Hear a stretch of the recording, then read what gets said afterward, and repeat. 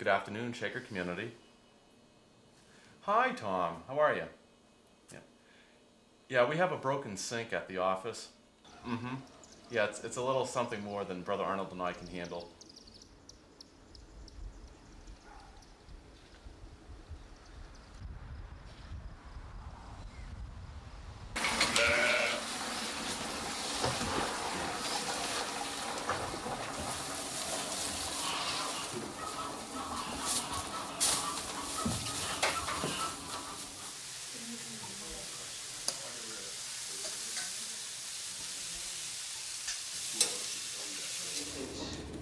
Well, that's what I'm going to do. I'm going to put it up here. I'm going to print something out. A gift to be free, 'tis the gift to come down where we ought to be, and when we find ourselves... All my life I had been interested in the Shakers as people who would really glorify the aesthetics of everyday life. And I looked around me at a lot of artists who were very interested in the actions that make up everyday life. And I started questioning the relationship to art and life. And I started wondering why there was such a division. I was very excited when I heard about the project because I felt strongly that the Shakers had something to offer today's world. I believe it was quite a snowy day. There was snow on the ground. France and her assistant, Tony, did indeed come. And they talked to us and we said, well, we're very sorry, but we can't go ahead with this. We just don't see how this is going to fit into our life whatsoever. And I don't feel that you're going to benefit from it, and certainly we don't feel we're going to benefit. And my first reaction was a resounding negative reaction. I said that I really didn't think it would work. After her face fell, we felt we really had to listen to her. We just felt so sorry for her. And I was really wanting to go at the core, the essential relationship. How is art made and why are these people so powerful in terms of their way of life? What is it about this place? The first time I came here, I'm like, what is happening to me? Why do I know instantly I had to work here? At the end of that visit, we had agreed to go ahead and do it. And the artists and the Shakers came together, and I think something magical happened. Heaven awaits me, conscience prompts me, every dictate of my soul urges onward, upward, heavenward, where true inspirations roll.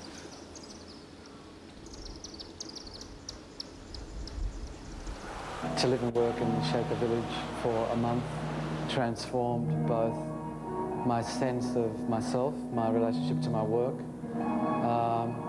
an understanding of what it means to work with a purpose, to live and work with a purpose. The experience was quite profound, and I think that was true for everyone, all of the artists and all of the Shakers. We did make it very clear in the beginning that they would be a part of the community. They would have breakfast with us and stay at the table for our first morning worship service. During the morning, they would participate in whatever work was taking place with the community, but that in the afternoon, we should have our privacy and they would have their privacy because both needed it. We try to help them as much as we could. I took care of some sheep with Brother Wang in the morning, and we did something like cultivate the earth to grow the vegetables. All sorts of things. It was a lot of fun. I did mowing the grass because I never did that before. As our motto, hands to work and hearts to God, implies, we do a lot of manual labor here. And if the artists were going to become truly a part of the community, it meant that they would also have to engage in work like the rest of us.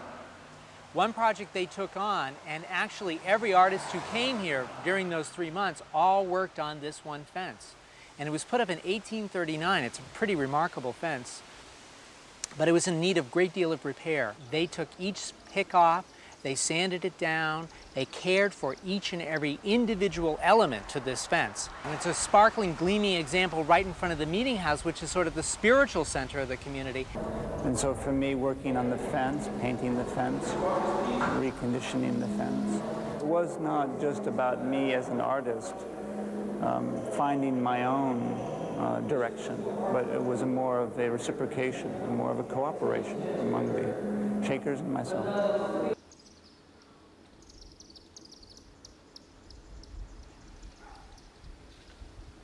They were a great help to us in our summer work, which of all our seasonal work is the most arduous. Haying in particular can be a hellish task. We did some of the haying, which was a great experience, working out in the sun. But it was, I think that was for me, that was really important because we got to know them in a way that we wouldn't know them. I even myself thought when I brought the artist the first time that some of the artists would say, this is not for me. You know, it's like I cannot get up at 6 in the morning and clean the barn and paint a fence. I have too much things to do. And on the contrary, all the artists that came were even more clear about why they want to do the project. Because I was involved in their experience here, the art was made much more accessible to me than it may have been. And of course I have favorite pieces, and one or two of them have touched me particularly deeply. Tanaka's Communion. I just love it. It really gets across the super sacramental spirituality of Shaker table fellowship.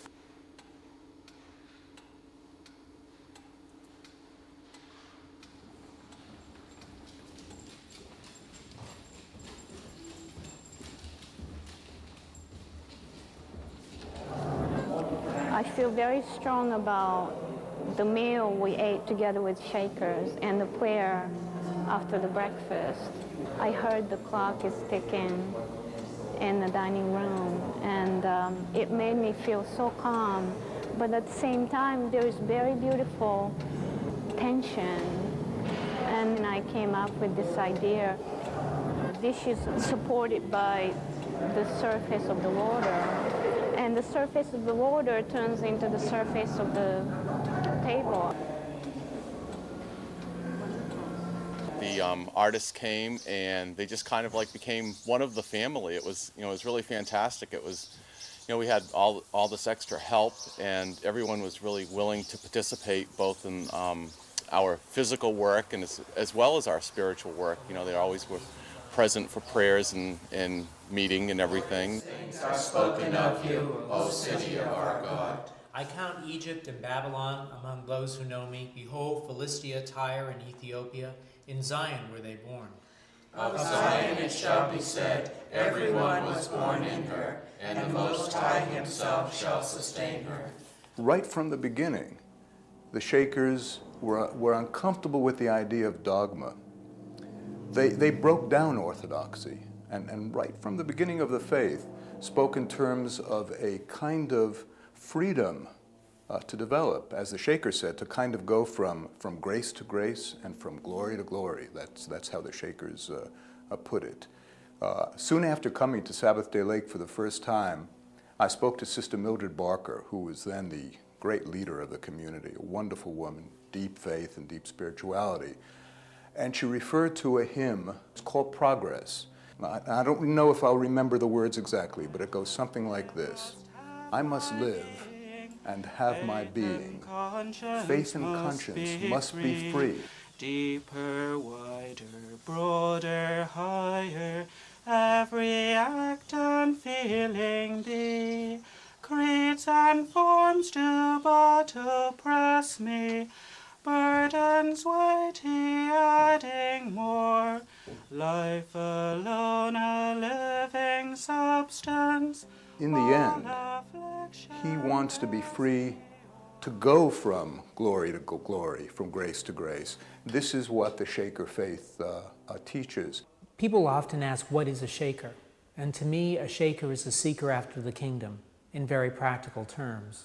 And all things that we do have the potential of being worship. So everything that we labor at, we're laboring to make better and to make it, as it were, an offering to God. It's this diary, I call them 27th diary in Shaker Village.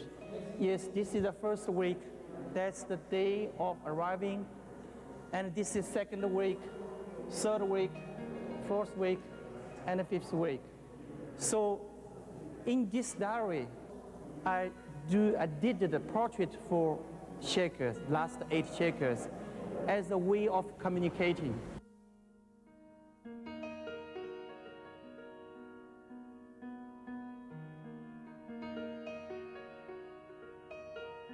I was not very happy with my first portrait sitting. When I first saw it, I said, oh dear, am I really that cold? Am I really that stern looking?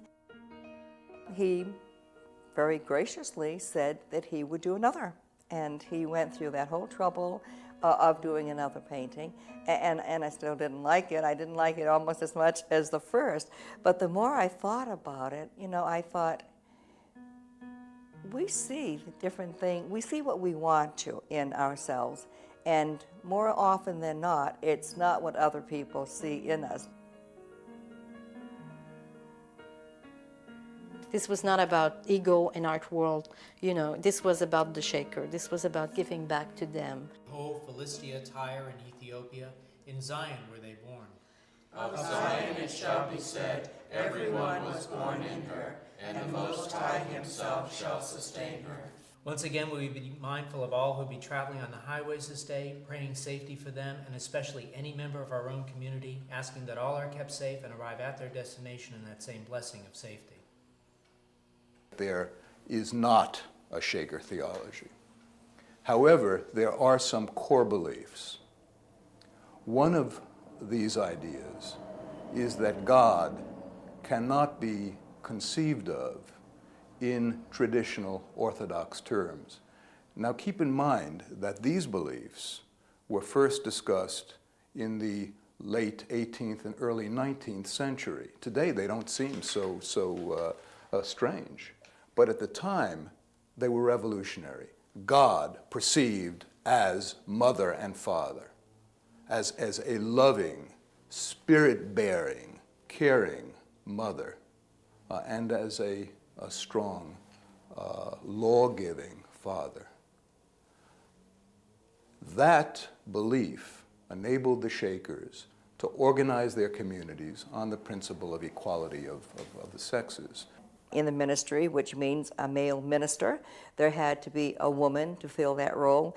Right down through everything, kitchen deaconesses, trustees, wherever a man served, a woman also served in that same position. The kind of gender stratification that existed in the outside world has never existed within the Shaker community. I'm thinking for a moment of all the ladders in this village. They were here simply to get you from one level to another. But Adam Fuss saw something else in the ladders. Every dictate of my soul. And he saw something that took us back to a Shaker idea, that heaven and earth can be joined here and now. Up the golden portals wider, full our explorations come. I saw the ladder as being particularly interesting because not only is it this metaphor for a spiritual ascent, but I also found it to be such an interesting metaphor of the structure of the Shaker family. You have this male line and a female line, or the connection between male and female. The ladder can only really function with both axes. I felt that if there was ever a place that heaven and earth could blend, it was here, and in those ethereal ladders. Adam Fuss has taken us from one level to another and also helped us understand something very important about the Shakers.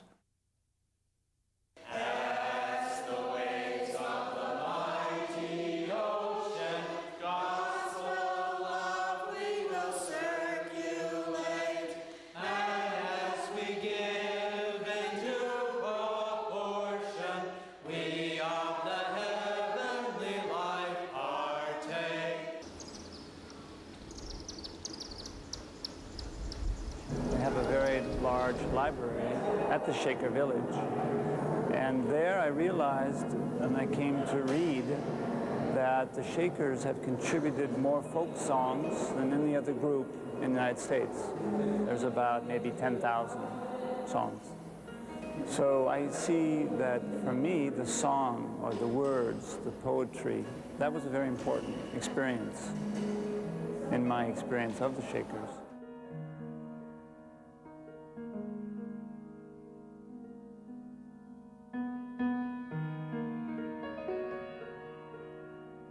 I guess I'm in a bit of a unique situation, being one of the few Shakers, if not perhaps the only Shaker, left today who witnessed the manifestation of the Spirit in a human being. I saw this in Shaker meeting when I was a little girl. The Shakers had a very strong sense that revelation didn't end with the Bible. During a period that began in the late 1830s and lasted until the late 1850s, there was rampant emotionalism. And among the manifestations during that time were increasingly complex dance forms and wonderful messages from the spirit world. The Shaker dance is the principal way that 19th century people got to know the Shakers, because they often came in and watched the Shakers laboring in exercising in the dance.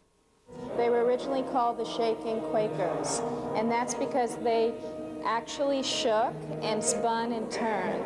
And this was a visitation from the Spirit that would manifest through the body. The Shakers haven't spun or twirled in about 50 years. So one day after meeting on Sunday, some people came over, brothers and sisters came over and said that Janine they hadn't locked up because Janine was still in the meeting house and that she was doing something on her own. So what I did is I went into the Shaker meeting house and I brought my camera and I spun until I fell down. And when you see the video, you get the sensation of the body moving and visually what's happening, but the physical release of the body after this kind of expression.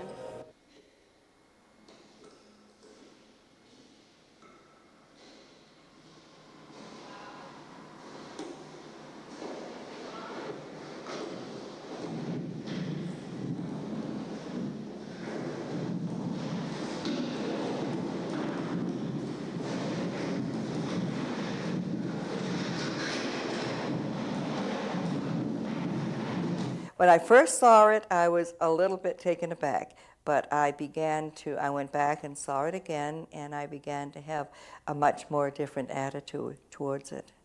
I think it was done with the greatest respect. And again, you know, who am I? Who's anyone to say when the Spirit takes over? Very shortly after arriving, began to see the Shaker experience as an opportunity to deal with the Shaker energy and to try and structure it and understand it in terms of a body, in which there was no definition or no division between the Shakers, the land, the village, the architecture, the sky. I decided that the best way to experience this body was to take a spiral walk between each energy center.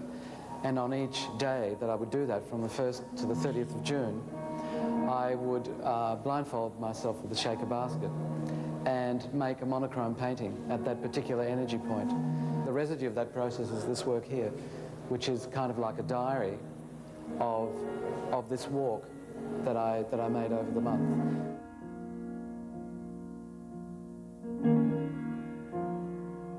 I always had the real deep impression that in another time, Domenico might have made a wonderful Shaker. It was not a traditional residency. It was basically come and experience the Shaker way or the Shaker life, and for yourself see how you can transcend that experience into an art object through the journal, through different activities. Domenico wanted to have this grand piano come into the meeting house, and it was going to be here for the duration of his stay. Well, the community couldn't allow that because we needed the meeting house. It takes up most of the brothers' side, and where we have public worship, it wasn't like we could just say, all right, well, you can have it here, and then on Sundays we'll just take it outside or whatever. So we told him nay. So he had to keep it in his bedroom. But after he'd been there for a while, he began to think about the summer solstice was going to occur while he was here. And he wanted to play the piano from the beginning of the summer solstice, straight through the night. And he very, very, very much wanted to do it in this room. We all met in the meeting house, which in itself is a beautiful place. It started at sunset, and sitting there in that very, very hallowed place, listening to that soothing music. There were so many good vibrations from every single person in the room, and I'll always remember that when I think of Domenico.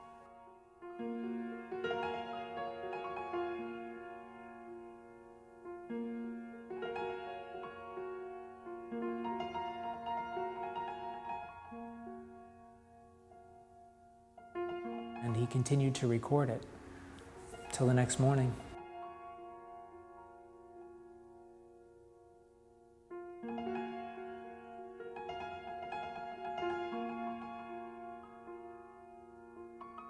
The Shakers begin their history in the United States at about the time of the founding of our republic. And they very much march to a different drummer. They march to a different set of beliefs, to a different model. In this new democracy, private property was very important. All people could hold property. But the Shakers came together around a different model, a model of community. When they ask how many Shakers there are and you say there's only 7, well, of course, because you're celibate. But the more obvious reason is not celibacy, but it's the community of goods. It's this communal life that we share together in obedience. It's very interesting. We have this wonderful course in relation with the local high school called the Shaker Studies class. And right away, at 8 and 9, they're already saying, well, if I joined, I don't want to give this up. I don't want to give that up. Well, could I get this back, or do I have to give this away too? And it's something we don't think about because it's so ingrained in us as a people that it becomes something very, very difficult for adults who come to convert to not only have to deal with, but to overcome. Nary Ward's cradle is the porch from an old Shaker building, the sister shop or laundry. Inside the cradle, there are 2 banisters, 2 sort of preacher's podiums that I got from my neighborhood in Harlem. That beautiful cradle speaks to me about one of the most profound ideas in Shakerism, the fact that people can really come together in a profound way around a set of beliefs, of common objectives and goals. We cook together. If we had like a cooking night, the artists cook for Shakers for one night a week. And every Monday night they'd make supper for us, and we had some really good meals that, different kinds of food that we hadn't had before. And so we all enjoyed that. Kasumi, who makes the most beautiful, tiny, finely wrought items, got a reputation that every time she did dishes, she broke the teacups. It looked like we were going to run out of teacups before the artist left. It just got to be a family joke. It became this very fascinating thing because people can't figure out what happened to us. They say, well, what happened in that month? And I think it was basically living a very intense struggle of looking at your own life in view of these people who are so experienced at living this community life and so direct, so honest, so straightforward. And here you come as an artist or an art world person and you realize that basically we're not used to that. There's a kind of separation from the outside world, and that's fearful to some people. Why are the Shakers separate? Again, based upon good New Testament theology, which says that believers should be separate from the ways of the world, in the world, but not of the world. And we're celibates because we take on what we call the full cross, which is to take on our lives as much as Christ did. And as Christ was a celibate, we feel that we do that too. It's not done in a negative, it's rather marrying Christ and marrying the community. Hence, We don't have the model of a monastery with men living separate from women. We have men and women living together, separately but together. The architecture is separated according to the gender, meaning that the architecture is gender specific, but the fascinating thing about that is that it's exactly the same but separate. So there are two stairs, one for the men, one for the women, a door for the men, a door for the women, a dining room table for the men, a dining room table for the women. And as I looked very carefully, I saw they were exactly the same, but actually they were in mirror image to each other. So the hinges of the door were on opposite sides. One would think that the separation of genders would be about a kind of denial. The thing that the Shakers are famous for is the fact that they're celibate. When we think about that in terms of separation, we would think it was about the genders not mixing. So what I decided to do was very objectively to photograph each side. And I put those images right next to each other so they almost look like a reflection, to think about the way gender is structured. But what was interesting, when I looked at it closely, there was an acknowledgement between the sexes. When you sit in the meeting house, for example, on one side of the bench is for the men, and on the other side of the bench is for the women. But when you sit, you look across. I would be sitting on the female side looking across at the men. When you walk up the stairs, if two people were walking at the same time, when you got to the top of the stairs, you would meet each other. Each of the artists, in a magical way, has helped us understand something about the meaning of Shakerism, even for us today.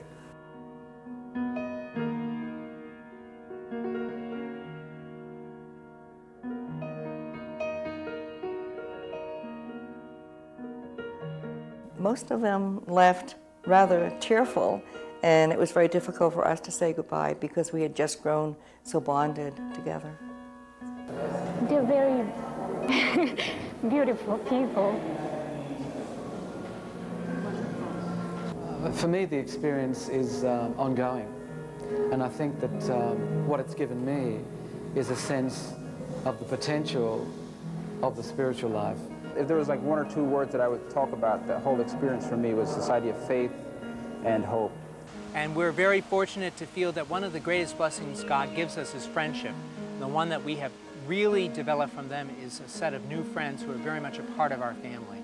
If we are the last Shaker community, and we certainly seem to be today, I just think it gives us a greater obligation to keep the Shaker life alive and well. The artists saw themselves in the Shaker way of living, and the Shaker really saw themselves in the struggle to make art, and the place where it really comes from, because art making doesn't really just come from a conceptual idea. It comes from the soul, and it comes from really that place that nobody can define.